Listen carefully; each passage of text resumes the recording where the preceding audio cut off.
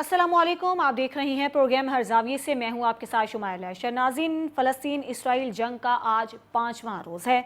गज़ा पर इसराइली हमले में सिर्फ एक रात में 30 फ़लस्तीनी शहीद हो गए हैं और मजमूई तौर पर इस हालिया जंग में शहीद फ़लस्तीनियों की तादाद 900 से ज़ायद हो गई है, जबकि हज़ारों की तादाद में ज़ख्मी हैं। शहीद होने वालों में मासूम बच्चे और ख़वातीन भी शामिल हैं।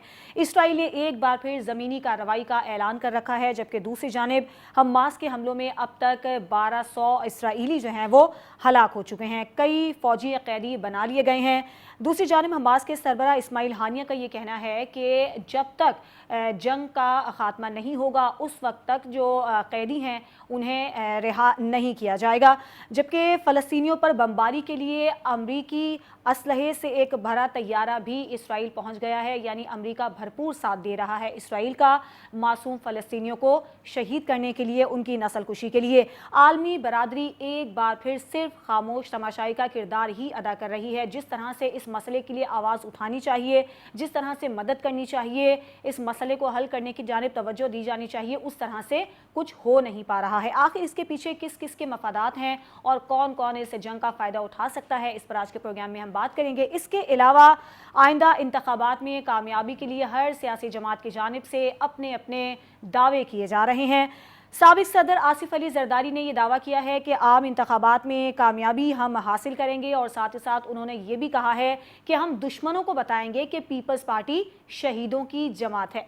आखिर आसिफ अली जरदारी का दुश्मन है कौन, उन्होंने किसकी जानिब इशारा किया है, इस पर भी हम बात करेंगे। साथ ही साथ नवाज शरीफ 21 अक्टूबर को वतन वापस आएंगे और इस हवाले से नून लीग की भरपूर तैयारियां भी जारी हैं। एक नया सफ़र है जो कि मुस्लिम लीग नून का कहना है कि अब सफ़र शुरू होने जा रहा है, मुल्क को तरक्की की राहों पर गामजन करेंगे, और नवाज शरीफ ही वही वाहिद शख्सियत हैं जो कि मुल्क को इस बहरान से, इस सूरत हाल से निकाल सकते हैं। तो अब एक ये तासुर भी कि नून लीग के अंदर कुछ अंदरूनी इख्तलाफात हैं, क्या नवाज शरीफ की वापसी से वो इख्तलाफात ख़त्म हो जाएंगे, इस पर भी आज के प्रोग्राम में हम बात करेंगे। इसके अलावा जो सरकारी इदारे हैं उनकी निजकारी का सफ़र जारी है। निगरान वज़ीर आज़म की जानिब से ये हिदायत कर दी गई है कि PIA की निजकारी के अमल को तेज़ किया जाए। निजकारी के मामले में IMF का भी काफ़ी ज़्यादा दबाव है। तो क्या कहा जा सकता है कि IMF के जो दबाव थे, जो उसके मुतालबे हैं, जो उसके ख्वाहिशात हैं, उस पर अमल दरामद शुरू हो गया है? और आखिर ऐसा क्यों है? क्या सिर्फ निजकारी ही किसी इदारे को तरक्की देने का वाहिद हल रह गया है? और PIA जो इस कदर जवाल का शिकार है, इसके पीछे कौन कौन है, कौन कौन इसका जिम्मेदार है? क्या उनका भी तयन होगा, उनके खिलाफ भी कोई कार्रवाई होगी या नहीं होगी? और कौन कौन से ऐसे इदारे हैं जिनकी मजीद निजकारी हो सकती है, ये भी आज के प्रोग्राम में हम जानने की कोशिश करेंगे। अपने मेहमानों से मैं आपका तारुफ करवा देती हूँ। ब्यूरो चीफ इस्लामाबाद काशिफ रफ़ीक हमारे साथ मौजूद हैं, ब्यूरो चीफ लाहौर मुनव्वर भट्ट, और ब्यूरो चीफ कराची इम्तियाज़ खान फरहान साहब। आप तीनों का बहुत शुक्रिया। सबसे पहले काशिफ बताइएगा, जो जंग जारी है फ़लस्तीन और इसराइल के दरमियान, और गज़ा में तो अब इंसानी अलमिया जन्म ले रहा है, ख़वातीन, बच्चे, बुज़ुर्ग, अस्पताल, एम्बुलेंसेस, हर किसी को निशाना बनाया जा रहा है। आपको लगता है कि आलमी बरादरी इस पर खामोश ही है, उस तरह से काम नहीं किया जा रहा जिस तरह से करना चाहिए? शुमाइला, देखें, जो इस टाइम जो गज़ा और इसराइल की सूरत हाल है, इस सूरत हाल के ऊपर बड़ा अफसोसनाक अलमिया है, और मैं समझता हूँ तकलीफ दे बात है कि जिस तरीके से गज़ा से हमास ने अपनी कार्रवाई की गज़ा में और इसराइल के अंदर जो कार्रवाई हुई, और उसके बाद जिस तरीके से एक पूरा एक जोश व खरोश था मुस्लिम उम्मा में और बड़ी चीज़ें थीं, और ईरान समेत मुतअद्दिद मुस्लिम ममालिक ने हमास की इस कार्रवाई को बड़ा अप्रिशिएट किया और उनका साथ देने का ऐलान किया। साइमल्टेनियसली इसराइल के साथ अमेरिका ने खड़े होने का ऐलान किया, और अमेरिका सिर्फ खड़ा नहीं हुआ, अमेरिका तन मन धन से इसराइल के दिफा के लिए मैदान में उतर चुका है। अमेरिका जो है उसने असले से भरा जहाज नहीं भेजा, उससे पहले उन्होंने वाज़ेह तौर पे कहा कि हम इसराइल के साथ हैं और इसराइल के दिफा के लिए हम हर मुमकिन कोशिश और मदद करेंगे।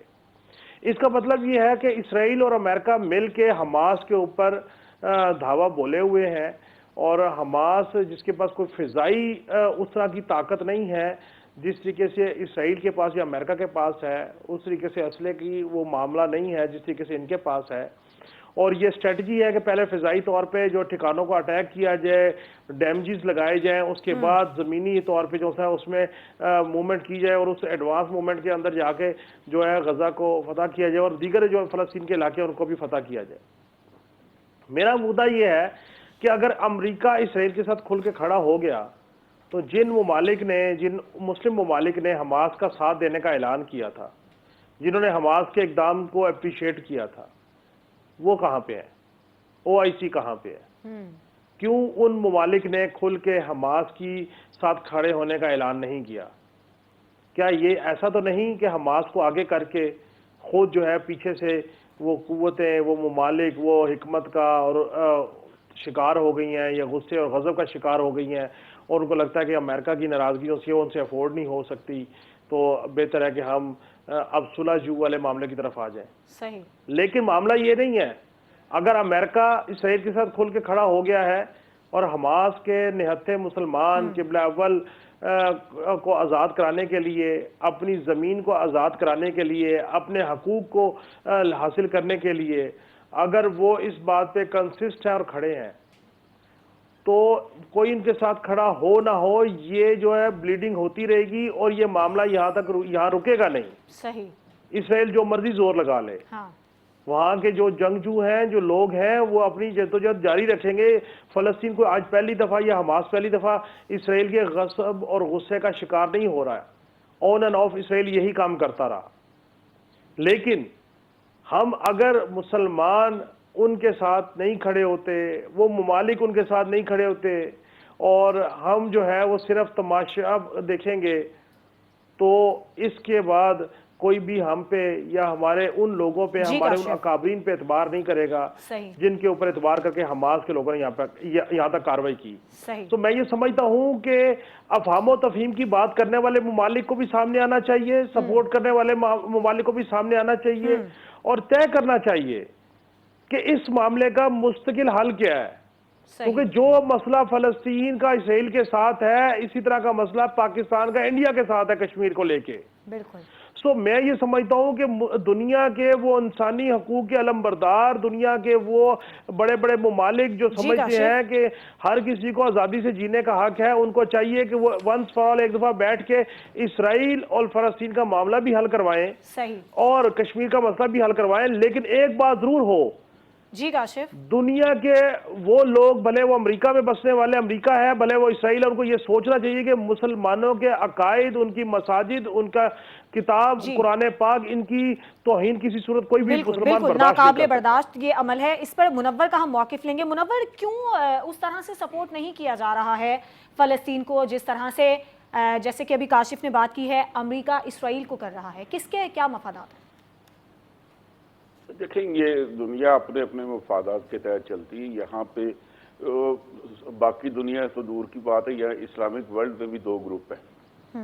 ایک گروپ جو ہے وہ ابھی تک صرف مذمت کر کے خاموش ہے، اور دوسرے گروپ نے ان کو سپورٹ ضرور کیا لیکن اس کا آفیشلی اناؤنسمنٹ نہیں کی میں اس حوالے سے۔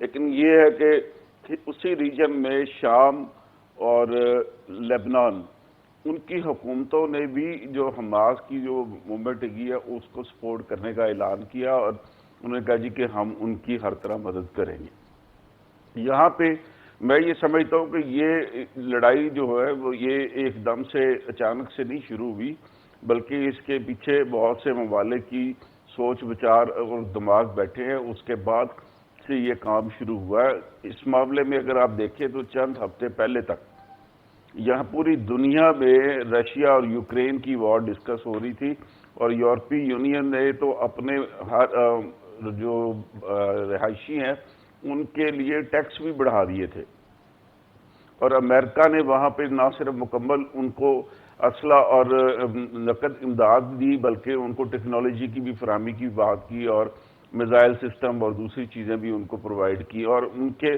لاکھوں لوگوں کو اسائلم ملا ہے یورپ کے اندر۔ رشیا نے اپنی پوری کوشش کی کہ وہ اس معاملے میں وہ نبڑ لے، اپنے معاملات کو ٹھیک کر لے، اور اگرچہ یہ وائلیشن جو ہے وہ ویسٹ کی طرف سے ہی ہوئی تھی، لیکن رشیا نے اس کے بعد اپنی پوری طاقت استعمال کی یوکرین میں، اور وہاں پہ اس ٹائم پہ بھی جنگ ہو رہی ہے، لیکن اب یہ بات نظر نہیں آ رہی کسی جگہ پہ بھی کہ رشین یوکرین وار بھی ہو رہی ہے یا نہیں ہو رہی۔ صحیح۔ اگر آپ آر ٹی کا مطالعہ کریں، آر ٹی رشین ٹائمز ایک ایجنسی بھی ہے، ٹیلی ویژن بھی ہے اور اخبار بھی ہے، تو رشین ٹائم جو ہے وہ یہ بتا رہا ہے کہ اب رشیا نے جو اس معاملے میں فلسطینیوں کی مکمل حمایت کا اعلان کیا، اور ان کی مورل سپورٹ کے علاوہ یونائٹڈ نیشن میں بھی اس نے یہ بات اٹھائی ہے کہ اس مسئلے کو حل کیا جانا چاہیے۔ صحیح۔ تو یہاں پہ یہ دو گروپ بالکل واضح ہو گئے۔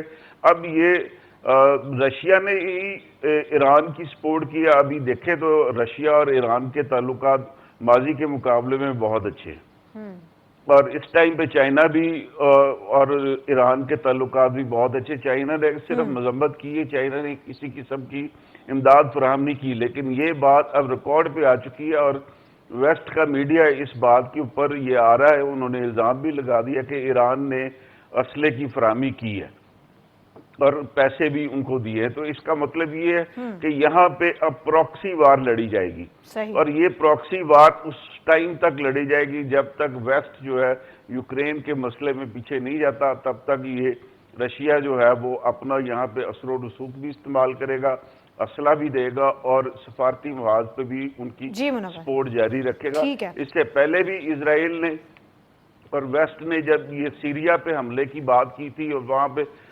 ایک مسلح بغاوت ہوئی تھی، تو تب بھی رشیا ہی وہاں پہ آ کے کھڑا ہو گیا تھا، اور اس نے اپنے بحری بیڑے تک بھیج دیے تھے کہ اگر شام پہ حملہ ہوا اور رشیا کے کسی بیڑے پہ بھی اگر کوئی بم بھی گرا یا کوئی میزائل گرا تو وہ رشیا کے اگینسٹ وار ڈکلیئر سمجھی جائے گی۔ تو یہاں پہ اب میں یہ سمجھتا ہوں کہ پراکسی وار ہے، اور یہ پراکسی وار جو ہے اس ٹائم تک جاری رہے گی جب تک ویسٹ اپنے معاملات یوکرین کے حوالے سے رشیا سے بہتر نہیں کرتا۔ ٹھیک ہے، اس پر امتیاز صاحب آپ کا موقف کیا ہے؟ اب ممالک فلسطین کی مدد کو آپ کو آگے آتے دکھائی دے رہے ہیں؟ دیکھیں، ایک ہوتی ہے بہت پاپولر گفتگو ہوتی ہے جس میں آپ بہت اچھی باتیں کر سکتے ہیں کہ مار دو، یہ کر دو، ہمیں ایسے کر لینا چاہیے، لیکن جہاں حکمت نہیں ہے، دنیا کی واحد کتاب قرآن کریم ہے کہ جس کو حکمت کی کتاب کہا گیا ہے، اس کے اندر تمام ڈیفینیشن ہر مسئلے کی، ایون یہ کہ زندگی گزارنے کی، میاں بیوی کے ازدواجی زندگی کی، ہر چیز کی حکمت آپ کو ملے گی، اور جنگی حکمت عملی بھی بہترین حکمت ملے گی۔ اس کے بعد حضور پاک صلی اللہ علیہ وآلہ وسلم کی حیات طیبہ، آپ کے عمل، آپ کے کردار، آپ کے اقدامات، وہ ساری ہے۔ آپ چھوڑ دیں گے تو ایک اچھی گفتگو ہو سکتی ہے، کر دیں۔ دیکھیں، ریالٹی یہ ہے کہ فلسطین ایک علیحدہ چیز ہے اور حماس ایک علیحدہ چیز ہے۔ حماس کے ان واقعات، ان حملوں پہ بحیثیت مسلمان بالکل 100% فخر ہے ہمیں، لیکن اس بات کو سمجھنے کی ضرورت ہے کہ جب ہم یہ گفتگو کرتے ہیں تو دنیا میں یہ ایسے ہوتا ہے کہ حماس فلسطین کا ایک گروپ ہے، ہم فلسطین کی بات کیوں نہیں کرتے؟ جس دن ہم فلسطین کے حوالے سے دیکھیں، فلسطین کو آئی تھنک کہ باراک اوباما یا کلنٹن کے دور میں ایک یعنی یو این او کے اندر ایک اسٹیٹس دیا گیا تھا، جب وہاں پہ ایک بہت بڑا اسی قسم کے جھگڑے چل رہے تھے۔ اس وقت الفتح اور دوسرے گروپ بھی ایگزسٹ کر رہے تھے اسرائیل کے حوالے سے، اور وہاں ڈیمونسٹریشنز بھی چل رہی تھی، اور اس طرح سے ایک چھاپہ مار ایک جنگ بھی جاری تھی۔ تو اب وہاں پر جب حملہ ہو رہا ہے تو بات آ رہی ہے مملکت کی کہ اسرائیل پہ حملہ ہو گیا۔ جب ہم اس طرف گفتگو کرتے ہیں تو کہا جاتا ہے حماس نے حملہ کر دیا۔ اگر یہ جس دن گفتگو یہ ہو جائے گی کہ فلسطین نے حملہ کر دیا اسٹیٹ نے، اس کے بعد پھر ایک بہت ساری چیزیں سامنے آئیں گی کہ ایک ملک کی حمایت کی جائے یا نہیں کی جائے۔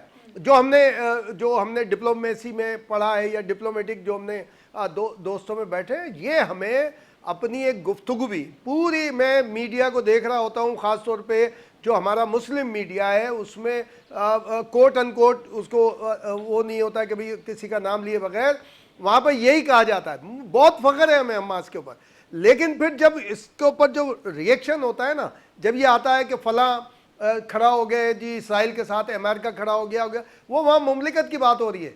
جب یہاں پر آتا ہے گروپ کی بات ہوتی ہے تو یہ ہمیں وہ کرنا چاہیے۔ میں اس کو ہمیشہ اسرائیل نے حماس کو جواب نہیں دے رہا، حماس کے حملے کے اندر فلسطین پہ حملہ آور ہوا ہے اسرائیل، ہمیں یہ بات کرنی چاہیے کہ فلسطین کو تحت ایک کیا ہے اس نے، فلسطین کو تباہ کرنے کے لیے بات کر رہا ہے، تو اب فلسطین کے حوالے سے ہمیں گفتگو کرنی چاہیے حماس کے اقدامات کو سراہتے ہوئے. اور باقی جو بات بٹ صاحب نے کی ہے بالکل صورتحال ایسے ہی ہے.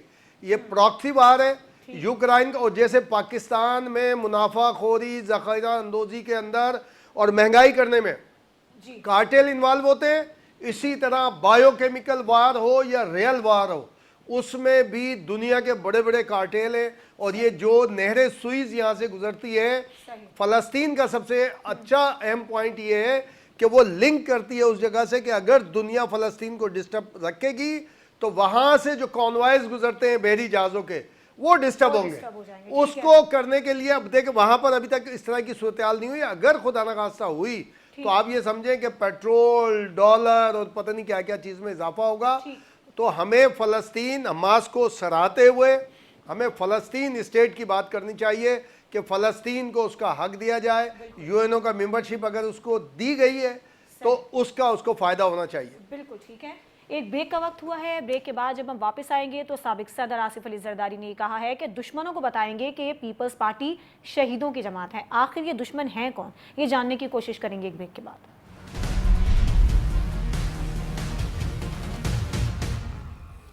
Welcome back. سابق صدر آصف علی زرداری نے کہا ہے کہ ہم عام انتخابات میں بھرپور کامیابی حاصل کریں گے، اور ساتھ ہی ساتھ انہوں نے یہ بھی کہہ دیا ہے کہ دشمنوں کو بتائیں گے کہ پیپلز پارٹی شہیدوں کی جماعت ہے. آخر وہ دشمن کون ہے؟ اور دوسری جانب سابق وزیر اعظم نواز شریف بھی واپس آ رہے ہیں. 21 اکتوبر کو وہ وطن واپس آئیں گے، تو کیا ان کی واپسی سے نون لیگ میں جو اختلافات ہیں وہ ختم ہو جائیں گے؟ منور صاحب بتائیے گا. دیکھیں یہ آصف علی زرداری صاحب کا معاملہ تو یہ ہے، وہ دیکھا جو تیر کھا کے کمی گاہ کی طرف تو اپنے ہی دوستوں سے ملاقات ہو گئی. تو یہ والا جو معاملہ ہے نا کہ وہ پیپلز پارٹی کے اندر ہی ہوگا، جن کو آصف علی زرداری صاحب نے انتباہ بھی کیا اور شاید ان کو رغبت بھی دلائی ہے کہ آپ مایوس نہ ہو، اگلی حکومت جو ہے ہم بنانے جا رہے. تو وہ اگرچہ پیغام تو ملک کی حکومت کا ہوگا، لیکن یہ ایک بات تو ہے کہ وہ سندھ میں حکومت تو ان کی بنے گی ہی بنے گی. اگر کوئی بہت زیادہ کوئی معجزہ ایسا نہ ہو گیا تو پھر تو پیپلز پارٹی جو ہے وہ اس کے ساتھ یہ انٹورڈ ہو جائے. لیکن اگر معجزہ نہ ہوا تو پھر پیپلز پارٹی ہی سندھ کی حکمران جماعت ہے گی اور وہی رہے گی. لیکن یہ ہے کہ پورے ملک میں ابھی ان حکومت بنانے کے لیے پنجاب میں ایک بڑا ووٹ بینک بیٹھا ہوا ہے جس کو وہ ان کو اٹریکٹ کرنا ہے.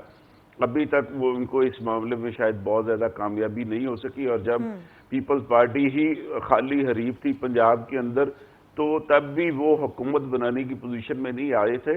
صرف جوڑ توڑ کر کے انہوں نے ایک دفعہ حکومت بنائی تھی جب یہ منظور بھٹو صاحب اور حکومت بنا سکے تھے کچھ عرصے کے لیے. صحیح. اس میں بھی ان کی 18-20 سیٹیں کے اوپر منظور بھٹو صاحب وزیر اعلیٰ بنے تھے. تو یہ والا معاملہ ہے. تو پنجاب میں تو فی الحال اس طریقے سے ابھی پی ٹی آئی بھی موجود ہے اور اس کا بہت بڑا ووٹ بینک بن چکا ہے.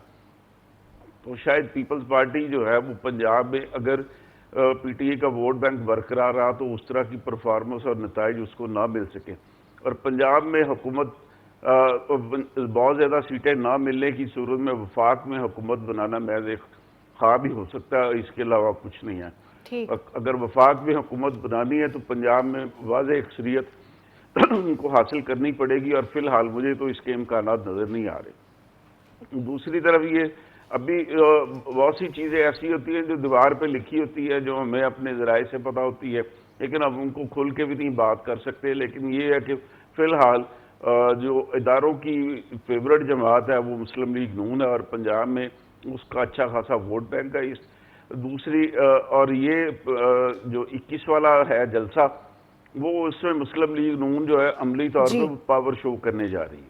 ٹھیک ہے ٹھیک ہے. اور وہ پاور شو میرا تو گمان یہی ہے کہ وہ بہت اچھا وہ ایک جلسہ کر لیں گے. لیکن جو بات آپ نے دوسری کی ہے کہ حمزہ شہباز صاحب اور مریم صاحبہ کے اختلافات ختم ہو جائیں گے، تو وہ فی الحال تو نظر نہیں آ رہا. آج بھی انہوں نے مریم صاحبہ نے جو ہے وہ استقبال کے حوالے سے میٹنگ کی ہے، اور حمزہ صاحب نے برٹش ایمبیسی کے کچھ لوگوں سے ملاقات کی ہے. تو یہ ان کی ترجیحات سے آپ اسی سے اندازہ لگا لیں کہ یہ دونوں ایک پیج پہ ہیں یا نہیں ہے.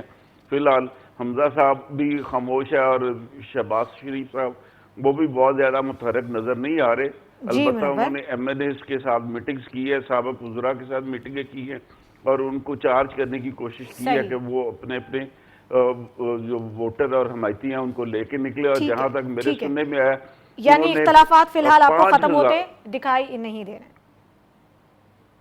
ٹھیک ہے امتیاز صاحب, آپ کا کیا اس پر موقف ہے؟ آصف علی زرداری کے دشمن کون ہے, کس کو پیغام انہوں نے دیا ہے؟ اور دوسرا, نون لیگ کے اختلافات آپ کو کم ہوتے نظر آ رہے ہیں؟ دیکھیں یہ جملے بازی ہوتی ہے, یہ جو ہم جیسے یا کوئی جو دوسرے ایڈوائزرز ہوتے ہیں یعنی سلوگنز لکھ کر دیتے ہیں یا بہت سارے جملے بعض اوقات وہ اپنی طرف سے بھی بولتے ہیں. میں نہیں سمجھتا کوئی دشمن ہے یا وہ کسی کو خاص طور پہ انہوں نے ایسی ہوتا ہے نا کہ بھئی اب جیسے اب پیپلز پارٹی کا بڑا مشہور ایک ترانہ ٹائپ کا ہے, دلا تیر بھی جاں. اب اس کے اگر اس کے معنی آپ کرنے جائیں گے تو وہ بعض اوقات کوئی کہتا ہے خود پی پی کے خلاف ہے یہ پورا ترانہ. تو یہ اسٹیٹمنٹ رسمی بیان ہے کیا کہ دشمنوں کو بتائیں گے؟ بالکل دشمن. دیکھیں جب بندہ فیلڈ میں ہے ان کے مخالف تو لڑیں گے نا. نون بھی ان کے مخالفت میں لڑے گی, پی ٹی آئی بھی ان کے مخالفت میں, جے یو آئی بھی. اب پی ڈی ایم کے اندر J U I M Q M ساتھ تھے, آج سندھ کے اندر اگینسٹ کھڑے ہوئے ہیں وہ لوگ, وہ جی ڈی اے کے ساتھ کھڑے ہوئے ہیں. جی ڈی اے بھی پی ڈی ایم میں ایک طرح سے حمایتی تھی, انہوں نے منسٹریاں نہیں لی تھی, لیکن یہ کہ کھڑے میں یہ ایک ہوتے ہیں سیاست میں جب جملے بازی ہوتی ہے نا تو جو اسپیچ رائٹر ہیں اور جو سلوگن رائٹرز ہوتے ہیں وہ مختلف پھر آپس میں بیٹھ کے بھی بن جاتا ہے. اب جیسے یا اللہ یا رسول بے نظیر بے قصور محسن نقوی صاحب تھے, ان کی پوری ایک دوسری وہ تھیم تھی, لیکن بی بی کے ساتھ اٹیچ ہوا اور وہ اتنا پاپولر ہو گیا وہ نعرہ کہ آپ یعنی کہ یہ سب ہوتی ہیں چیزیں. اور اگینسٹ والا بھی ہو جاتا ہے کہ بھئی اگینسٹ.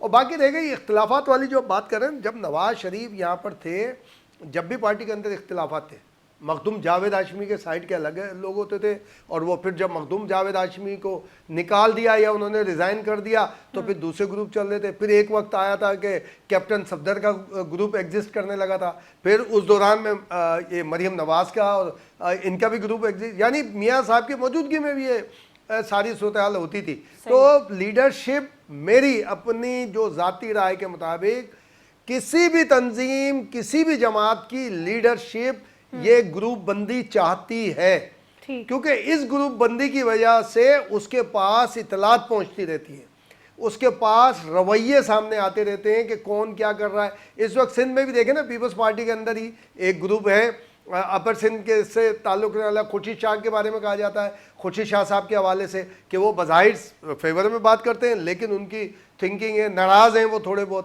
اسی طرح وہاں اعتزاز حسن صاحب کے بارے میں, لطیف کھوسہ صاحب کے بارے میں کہا جاتا ہے. تو یہ اختلافات لیڈرشپ کی بھی خواہش ہوتی ہے, کوئی بھی جماعت ہو. آپ دیکھیں پی ٹی آئی کے چیئرمین جب ایکٹیو تھے, جب اسٹرگل میں بھی تھے, جب گرفتاری سے پہلے تک, تو کیا دو دو تین تین گروپوں کی نہیں آتی تھی کہ یہ زیادہ قریب ہے یہ زیادہ قریب ہے. تو ان سب کی یہ خواہش ہوتی ہے لیڈرشپ کی کہ اس طرح ان کو ایک تنظیم کا اپنی پارٹی کا ماحول پتہ لگتا ہے اور اس پہ. اور باقی آگے جو بات ہے میں دیکھ رہا ہوں کہ پی ڈی ایم کی طرح ہے, اگر مسلم لیگ نون نے حکومت بنانے جتنی بھی اگر سیٹیں حاصل کر لیں تو اس کے باوجود وہ پیپلز پارٹی کو جے یو آئی وغیرہ کو ساتھ لے کر چلے گی, انکلوڈ یہ کہ ایم کیو ایم بھی وفاقی حکومت میں نظر آئے گی. اپنی بنانا علیحدہ چیز ہے, شامل ہونا ایک علیحدہ چیز. ٹھیک ہے, اس پر ذرا کاشف کا موقف لیں گے. جی کاشف, آپ کیا کہیں گے؟ دیکھیں جی, میں تو اس پہ بڑا خوش ہوں کہ میرے بھائی منور بٹ صاحب نے یہ تسلیم کر لیا کہ مسلم لیگ نون اداروں کی فیورٹ جماعت ہے. لیکن صرف یاد دہانی کرا دوں کہ یہ جماعت ہمیشہ ہی فیورٹ رہی ہے. یہ 2008 میں صرف سیمی فیورٹ تھی جب صرف پنجاب کی حکومت تھی, 2013 میں فل فیورٹ تھی جب مرکز اور پنجاب میں حکومت تھی, اور اس کے بعد ابھی بھی کچھ ٹائم 2.5 سال پہلے بھی فیورٹ تھی جب پی ڈی ایم کی حکومت بنائی گئی اور شہباز شریف صاحب کو وزیر اعظم بنایا گیا. یہ فیورٹزم ملتی کیسے ہے؟ اس کے لیے نون لیگ کی لیڈر مریم نواز صاحبہ کا ایک جملہ آپ کو کوٹ کر دوں کہ وہ کہتی تھیں کہ مزاحمت ہوگی تو مفاہمت ہوگی. یہ جن دنوں میں ہائی کورٹ میں روزانہ اسلام آباد پیشیوں پہ آتی تھیں, گفتگو کرتی تھیں, اور ابھی حال ماضی قریب کی بات ہے, سابق آرمی چیف جنرل باجوہ صاحب ہوا کرتے تھے, ایک جنرل فیض صاحب ہوا کرتے تھے D G I S I, ان کے نام لے لے کے قائد نواز شریف صاحب کہتے تھے ووٹ کو عزت دو، مجھے کیوں نکالا، پھر مریم بی بی نے کہا مزاحمت ہوگی تو مفاہمت ہوگی. تو یہ ایک طریقہ کار ہے سیاستدانوں کا کہ جب آپ کو اقتدار مل رہا ہو تو آپ اداروں کے فیورٹ ہو جائیں اور اداروں کی بلے بلے جے رام کریں جو ماضی میں یہ کرتے رہے اور حکومتیں لیتے رہے. اور جب آپ حکومت سے نکلیں تو آپ یہ نہ کہیں کہ ہم نے کچھ غلط کیا، پھر آپ کہیں مجھے کیوں نکالا. ووٹ کو عزت دو، پھر کرسی کو عزت دو، پھر فیورٹزم کو عزت دو، پھر اقتدار کو عزت دو. میری تو دعا یہ ہے اللہ کرے یہ حکومت میں آئیں، اللہ کرے نواز شریف صاحب صحت یاب رہیں، آئیں ملک واپس، آ کے حکومت کریں، ہمارے غریبوں کا جو ملک کے غریب ہیں ان کا مسئلہ حل ہو، مہنگائی نیچے جائے، آئی ایم ایف سے جان چھوٹے، پراکسی سے جان چھوٹے، اور یہاں کی عوام اتنی خوشحال ہو کہ لوگ کسی اور کی طرف دیکھیں ہی نہ. لیکن مسئلہ یہ ہے کہ جو ماضی کا ٹریک ریکارڈ ہے 15 سال کا پیپلز پارٹی کا سندھ میں اور نون لیگ کا پنجاب میں، جی کاشف، اس سے مجھے لگتا تو نہیں ہے کہ بہت خاطر خواہ معاملہ ہو. یہ صرف چکمے ہیں، پولیٹیکل سٹیٹمنٹیں ہیں. میں تو اس بات پہ شدد ہوں کہ شمائلہ یہ کیسے ان جملوں کا دفاع کریں گے. کاشف خیبر پختونخوا کی ووٹ بھی کو بات عزت کر دو لو، کا وہاں بھی 10 سال دفاع، کسی کی حکومت وہی ہے. مفاہمت کا کیسے عزت کریں گے. اب معاملہ ہے زرداری صاحب کا. جی کاشف، زرداری صاحب نے کہا ہے کہ جی میں تو پورے ملک میں الیکشن لڑیں گے اور جیت کے دکھائیں گے. ہاں صحیح. آپ دیکھیں کہ جس محسن نے ان کے ساتھ مل کے پی ٹی آئی کی حکومت کو ٹاپل کیا، بلوچستان کے سرداروں کو ساتھ ملایا، تمام ووٹ لیے، اس کے بعد ان کو ہی آج لیول پلینگ فیلڈ نہیں مل رہی، اور اب یہ سوچ رہے ہیں کہ ہم ادھر ادھر مل کے حکومت بنا لیں. تو زرداری صاحب نے یہ بات بتائی ہے کہ آپ مزاحمت کے بعد مفاہمت میں قائل ہوئے ہیں. زرداری صاحب ویسے ہی مفاہمت کے بادشاہ ہیں. بالکل. اب دیکھنا یہ ہے کہ مزاحمت کے بعد مفاہمت کے اوپر آنے والے کامیاب ہوتے ہیں یا مفاہمت کا بادشاہ اپنا دو پیج لگاتا ہے. ہم تو تماشا دیکھ رہے ہیں کہ عوام کے ساتھ ہوتا کیا ہے. صحیح ہے. ایک بریک کا وقت ہوا ہے. بریک کے بعد جب ہم واپس آئیں گے تو جو سرکاری ادارے ہیں ان کی نجکاری کا عمل جاری ہے. نگراں وزیر اعظم نے کہہ دیا ہے کہ اب جو پی آئی اے کی نجکاری کا عمل ہے وہ تیز کیا جائے. آخر کیا نجکاری ہی مسائل کا واحد حل ہے؟ اس پر بات ہوگی ایک بریک کے بعد.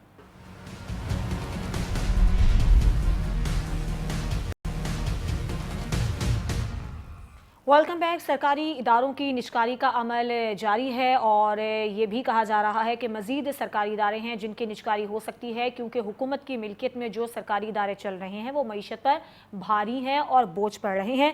امتیاز صاحب، کیا صرف یہی ایک واحد حل رہ گیا ہے کہ اداروں کی نجکاری کر دی جائے پھر ہی ادارے ترقی کریں گے؟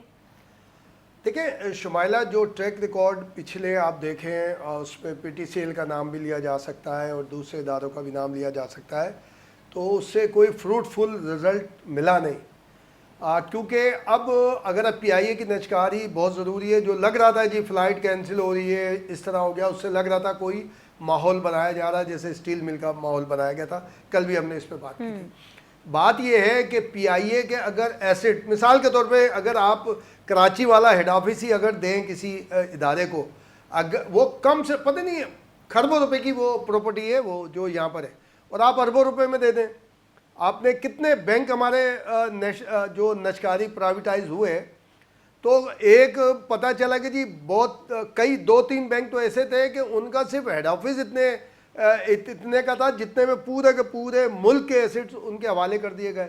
ریئل نجکاری ہو نا پھر یہ ٹھیک ہے. پی آئی اے نے بہت جو اس کے اوپر کراؤڈ ہے، ایک جگہ ایک عہدے پر 20-20 15-15 لوگ اپائنٹ کیے ہوئے ہیں، یہ زیادتی اپنی جگہ پر ہے، لیکن انہیں دوسری جگہ پول کے اندر سینٹرل پول پہلے بھی دوسری جگہ اداروں میں کھپایا جا سکتا ہے جہاں ضرورت ہے آپ کے بھائی چلو اگر وہاں سے کوئی. لیکن اگر نجکاری کرنی ہے تو ریئل قیمت پہ کریں تو یہ آئی ایم ایف کی بھی ضرورت نہیں ہوگی. پی آئی اے کے صرف یہ دفاتر کراچی سے ٹورڈز اگر اسلام آباد، گلگت بلتستان، کشمیر میں بھی جائیں گے، صرف وہ اتنے کہ اگر ریئل طریقے سے اگر کر لیا جائے تو شاید ہم تو آئی ایم ایف سے ہماری جان چھوٹ سکتی ہے طریقے کے ساتھ. لیکن ایسا ہوگا نہیں. یہ تو ایسا لگ رہا ہے نا کہ اب یہ جتنی تیزی دکھائی جا رہی ہے، پہلے پتہ چلا پیٹرول کے پیسے نہیں ہیں، پہلے پتہ چلا لینڈنگ کے ٹیک آف کی اجازت نہیں مل رہی کہ وہاں پہ جو لینڈنگ فیسلٹی ملی ہے یا وہاں پہ اسٹے کا جو ہے وہ پیمنٹ کرنی ہوتی ہے، ایئرپورٹ سے اتنی آمدنی ہوتی ہے. تو یہ ہے اگر ریئل طریقے سے ہو رہی ہے، اگر اللہ تللے کہ جی روپے کی چیز 25 पैसे के अंदर दी जाए कि जी 51% शेयर के नाम के ऊपर कि जी हमने 50% देना है, इंतजामी कंट्रोल देने दूसरों को, उसमें अगर मुनासिब पैसे ना मिले। देखिए हमारे यहाँ जो प्राइवेटाइजेशन की थ्योरी इस्तेमाल होती है ना, किसी की भी हुकूमत हो, नून की हो, पीपी की, वो ये कहते हैं कि जनाब ये हम चलाने की सकत नहीं है हमें, इनको हम माना बुनियाद पे तनख्वाह भी की अदायगी नहीं हो सकती, तो जनाब उसके ऊपर बात करें ना, ठीक है, और पूरे इदारे को उनके एसेट बेचने की बात नहीं करें फिर। सही, ठीक है। और एक खबर हम अपने नाज़रीन तक पहुंचाएंगे कि प्रैक्टिस एंड प्रोसीजर एक्ट को कानूनी करार दे दिया गया है और इसके खिलाफ जो तमाम दरखास्तें थी उन्हें मुस्तरद कर दिया गया है। ये भी एक अपडेट है जो कि हमने आप तक पहुंचाई है। 10 और 5 की अक्सरियत जी जी, 10 और 5 की अक्सरियत से ये फैसला सामने आ गया है। काशी बताइएगा ज़रा इस फैसले के हवाले से, अगर आपके पास कोई अपडेट है, और दूसरा जो निजकारी का मामला है इस पर भी अपना मौक़िफ़ दीजिएगा। अच्छा Shumaila, practice and procedure act का जो है वो फैसला आ गया है। 10 जजेस ने पार्लिमान की जो कानून साजी थी उसके हक में फैसला दिया है, जबकि 5 जजेस ने इससे इख्तलाफ किया है और उनका ये कहना है कि प्रैक्टिस एंड प्रोसीजर की तहत जो पार्लिमान की कानून साजी थी उसको लागू नहीं होना चाहिए। लेकिन चूंकि 10 जजेस का उसके हक में फैसला आ गया, सो 10-5 से ये फैसला जो है वो हो गया और पार्लिमान की कानून साज जो है उसको जायज़ और कानूनी करार दे दिया गया है और वही अब इम्प्लीमेंटेशन के फेज में जाएंगे। ये 10-5 के फैसला है जिससे ये जो है ऑपरेट होगा। अब जैसे जैसे तफसीलात आएंगी तो पता लगेगा इसके बेनिफिशरी कौन कौन है और कौन कौन नहीं है। बहरहाल पार्लिमान सुप्रीम है, पार्लिमान की कानून साजी को सुप्रीम कोर्ट ने एंडोर्स कर दिया है। इसका मतलब यह है कि जो जो कानून साजी पार्लिमान ने की है उसको कंसीडर किया जाएगा सुप्रीम कोर्ट के प्लेटफॉर्म पे। जो दूसरी बात आपने की प्राइवेटाइजेशन वाली, मुझे तो इस बात पे हैरानगी होती है कि प्राइवेटाइजेशन के वजीर हैं फवाद हसन फवाद साहब। फवाद हसन फवाद साहब प्रिंसिपल सेक्रेटरी थे नवाज शरीफ साहब के। अब आप मुझे बताएं कि इनके दौर में कितने इदारे प्राइवेटाइज हुए और कितने प्रोसीजर हुए और कितना काम हुआ। और प्राइवेटाइजेशन की क्यों जाती है कि इदारे की इनकम कम है, उसके ऊपर मालियाती बोझ ज्यादा है, खसारे में चल रहा है। अब ये मालियाती बोझ कैसे बना? पॉलिटिकल मोटिवेटेड नौकरियों की वजह से। आपने सियासी भर्तियां की, एक एक जगह पे 4-4 लोग लगाए, हर हुकूमत ने आगे अपने लोगों को लगाया और उसके बाद वो नौकरियां करें ना करें, वो पॉलिटिकली यूनियन में जाएं, वो जिसमें मर्जी जाएं, उनके इस्तेहकाक पूरे के पूरे हैं, उनके मुराद पूरी की पूरी हैं और रिटायरमेंट होने के बाद अल्लाह के फजल से पेंशन भी पूरी की पूरी है। अब आप मुझे बताएं इस मुल्क में जितने सरकारी इदारे हैं उनका जो करंट सैलरी का अकाउंट है उसको उठा के देख लें और जो पेंशन का अकाउंट है उसको उठा के देख लें, तो ये पेंशन का बोझ जो है इसकी वजह से बहुत सारे इदारे जो हैं वो आहिस्ता आहिस्ता निजकारी की तरफ जाएंगे, क्योंकि पेंशन का बोझ जो है वो कैसे बर्दाश्त किया जाए। लेकिन यहाँ पे प्रॉब्लम ये है कि जब भी कोई हुकूमत आके भल सफाई शुरू करती है इदारों में कि जी पॉलिटिकली मोटिवेटेड नौकरियां दी गई, ताल्लुकात की बुनियाद पे दी गई, मेरिट नहीं देखा गया, और उसके बाद जब वो निकालने की पोजीशन में आते हैं तो सियासतदान खड़े हो जाते हैं, ट्रेड यूनियन वाले खड़े हो जाते हैं, इदारे वाले खड़े हो जाते हैं और उसके बाद कहते हैं जी किसी को रोजगार से महरूम नहीं करना। तो आप मुझे जब बताएं कि जब आपने इतनी ज्यादा भर्तियां कर दी हुई हैं, स्टील मिल को उठा ले, पीआईए को उठा ले, पीटीवी को उठा ले, रेडियो को उठा ले, आप जिस मर्जी इदारे को उठा ले आपको उसके पीछे यही चीज मिलेगी। सही। तो अब आप इनको आहिस्ता आहिस्ता करके निजकारी की तरफ लेके जा रहे हैं। तो मैं ये समझता हूं कि इस मुल्क की अशराफिया जिसने इस मुल्क पे हुक्मरानी की, इस मुल्क की ब्यूरोक्रेसी जिसने उनका साथ दिया, ये तमाम के तमाम काबिल गिरफ्त है। सबसे पहले कि आपने अपने अपने ताई अपने अपने दौरे इक़्तिदार में अपने अपने इख्तियारात में आपने इदारों में बेहतरी के लिए क्या किया, बिल्कुल आपने क्यों गैर जरूरी तौर पर भर्तियां की, क्यों सियासी तौर पे आपने इदारों में भर्तियां की, पेंशनें लगी उस इन भर्तियों की वजह से और इदारे इस नहेज तक पहुंचे। अब आप देखिए कि प्रिंसिपल सेक्रेटरी रह के गए हुए फवाद साहब, उस वक्त इनको नहीं याद था कि इदारे की निजकारी होनी चाहिए, इदारे मुल्क का खसारा कम होना चाहिए, और वो एक बात करते हैं कि हम जो कर रहे हैं आने वाली हुकूमत के लिए बेहतरी कर रहे हैं, ताकि जो निजकारियां करनी है, जो एहसासे बेचने हैं वो निगरान हुकूमत बेच के जाए।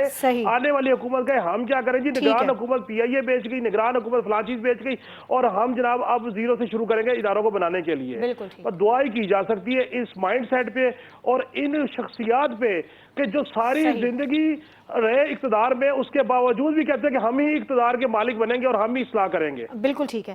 اچھا منور، یہ بڑا اہم معاملہ کاشف نے اٹھایا ہے کہ نجکاری تو اب کی جا رہی ہے، لیکن اداروں کو اس نہج پر پہنچانے والوں کے خلاف بھی کوئی کارروائی ہونی چاہیے، اور کیا ایک یہی واحد حل ہے کہ اداروں کو سدھارنے کے لیے ان کی نجکاری کر دی جائے؟ وہ بھی جو فیصلہ ہے اس کے اوپر بھی کہ ایک اچھا فیصلہ ہے کہ پارلیمان کی سپرمیسی ہوئی ہے، اور ایک اور پھر کہ سو موٹو کے اندر دیکھیں نا، سو موٹو تھا کہ ایک کی بالادست تھی، اب جوائنٹ وینچر ہوگا، اور اس کے ساتھ ساتھ سو موٹو کے ساتھ ساتھ اب یہ اپیل کا رائٹ ایک عام آدمی کو جو براہ راست، کیونکہ اپیلیٹ کورٹ ہے، سپریم کورٹ جو ہے، اب اس میں ظاہر ہے کہ پہلے بینیفیشری تو نواز شریف ہی ہوں گے کہ انہیں سو موٹو سے اس میں. منور کیا کہیں گے آپ؟ میں یہ سمجھتا ہوں کہ نجکاری کا عمل جو ہے وہ بالکل بھی درست نہیں ہے. کسی بھی حالت میں اسٹیٹ اون جو ادارے ہوتے ہیں ان کو پرائیویٹائز نہیں کیا جانا چاہیے. میں یہاں پہ اپنی بات کی دلیل کے طور پہ، میں ابھی دنیا میں سب سے بڑی ایئر لائن قطر ایئر لائن چلا کون رہا ہے؟ اسٹیٹ چلا رہی ہے. دنیا کی سب سے بڑی ٹرین جو ہے وہ لندن سے نکلتی ہے اور یورپ کے آخری کنٹری پرتگال تک جا کے وہ چل رہی ہوتی ہے. کون چلا رہا ہے؟ اسٹیٹ چلا رہا ہے، یورپی یونین چلا رہی ہے. جہاں جہاں پہ ان ممالک کے سے گزرتی ہے وہاں کی حکومتوں کا کنٹریبیوشن ہوتا ہے وہاں پہ. صحیح. گیس، آئل، یہ پوری دنیا میں وہ ریاستی ادارے ہی ان کے اوپر کنٹرول رکھتے ہیں. ٹیلی کام کی انڈسٹری جو ہے اس میں مجھے تو نہیں یاد پڑتا کبھی، نہ ہی میری کو معلومات میں کبھی گلف میں کہیں پہ بھی کوئی پرائیویٹائز وہ اس طرح کا کوئی دائرہ ہو. یہاں پہ جس ٹائم پہ پرائیویٹائزیشن ہوئی تو پی ٹی سی ایل وہ ملک کی واحد کمپنی تھی جو کہ یہ اس طرح کی سہولت دے رہی تھی مواصلات کی. تو اب اتنی کمپنیاں آنے کے بعد بھی پی ٹی سی ایل اپنی جگہ پہ قائم ہے. پی ٹی سی ایل کی جو برتری ہے اس کو کوئی ادارہ چیلنج نہیں کر سکا، اور نہ ہی اسی طرح وہ دوسرے میں.